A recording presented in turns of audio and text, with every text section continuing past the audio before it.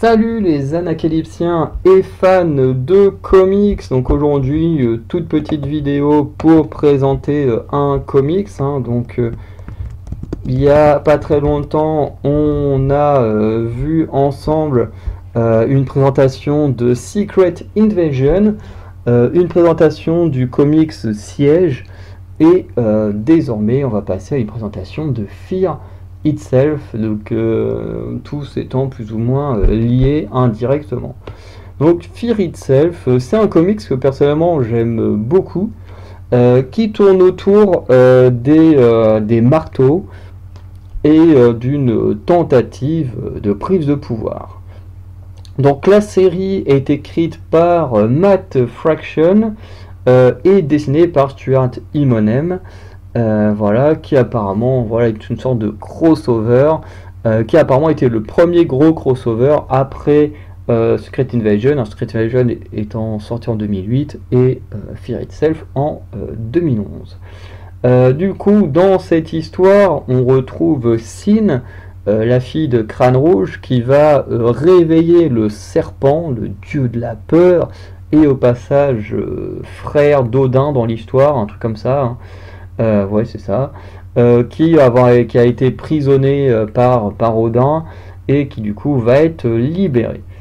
Et en fait, en se libérant, ce dernier va faire tomber des marteaux sur la terre. Je sais plus combien, je crois qu'il y en a 8 ou 9. Et du coup, tous ceux qui chopent un marteau vont être corrompus. Et donc devenir des sortes de super vilains à la solde du serpent.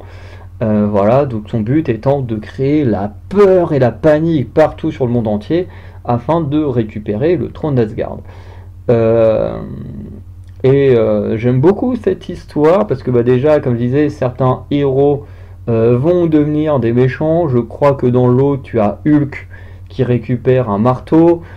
Tu as Titania, qui est une méchante qui le récupère. Il y a, comment elle s'appelle aussi, comment il s'appelle, là, le mec qui peut prendre le pouvoir de la matière qui touche. Quand il touche une matière, son corps assimile la matière. Je sais plus comment il s'appelle.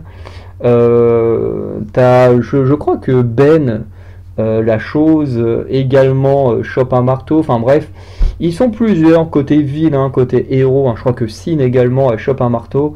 Et du coup, le but étant avec ces personnages, de pouvoir faire du dégât sur la Terre, puisqu'en créant la peur. Plus il y a de la peur, plus le serpent devient puissant. Et du coup, les dieux... eux, ils sont un peu dans la merde. T'as même Odin qui hésite totalement à détruire la Terre. Vraiment, le mec, il en a rien à foutre. Il est en mode, s'il n'y a plus de Terre, il n'y a plus de serpent. Donc voilà, c'est réglé. Comme il n'y aura plus de peur, il peut plus devenir ultra puissant. Donc Odin est vraiment dans un truc de fourbe. Mais un choix différent va être fait. Plusieurs super-héros vont recevoir des armes équivalentes, j'ai envie de dire, à Mjolnir. Mais adapté aux super-héros concernés. Vous comprendrez s'il arrive à trouver des photos liées. Mais voilà, je veux dire, par exemple, un Spider-Man, il a une tenue de Spider-Man améliorée liée à ses pouvoirs, par exemple. Ils sont pas tous juste des marteaux, et voilà. D'ailleurs, les persos qui reçoivent des marteaux du côté des dignes du serpent, d'ailleurs, ont des designs un peu modifiés qui sont plutôt cool. Et du coup, c'est toute une guerre qui se fait entre le serpent et un mix de héros vilains contrôlés par les marteaux et un mix de super-héros. C'est vraiment très très cool. Et surtout, ce qui est très cool aussi, c'est cet affrontement entre le serpent et Thor, puisque pour ceux qui connaissent la mythologie nordique, je ne spoilerai pas trop, mais vous savez ce qui est censé se passer pour Thor dans la mythologie nordique pendant son combat contre le serpent. Voilà. Donc son serpent Jormungand, bon là c'est un autre serpent que Jormungand, mais ça reste un serpent. Et le comic c'est vraiment cool. Franchement, si vous avez l'occasion de le lire, je vous conseille de le lire. Je vais pas entrer plus dans les détails. Il m'a moins marqué que Siège avec cette image hyper violente hein, d'un super-héros qui se fait découper en morceaux, enfin carrément arraché en morceaux. Ici c'est un peu moins choquant, mais l'histoire est quand même très très cool. Voir des héros pervertis en vilains, c'est plutôt cool. Voir des héros s'allier pour vaincre des vilains, c'est toujours très cool.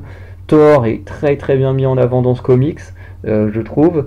Voilà, Odin qui est censé être celui qui fait la morale à son fils et tout pour être quelqu'un de bien et tout. Le mec il a aucune race, il est prêt à détruire la planète Terre. Tu dis ok, le mec qui fait la morale pour que les gens se comportent bien et puis le mec est prêt à détruire une planète juste pour sauver sa propre vie. Tu dis mais quel enculé. Désolé pour la vulgarité. Mais voilà, en tout cas c'est un très bon comics, je vous le conseille. Je sais pas si tout le monde l'aime bien ou quoi que ce soit, hein. Après chacun a des goûts différents, mais moi honnêtement j'aime beaucoup ce comics et je vous conseille de le lire. Voilà. Donc si vous connaissez pas, allez le lire. Si vous connaissez, n'hésitez pas à me dire si vous l'aimez bien ou pas sans spoiler dans les commentaires.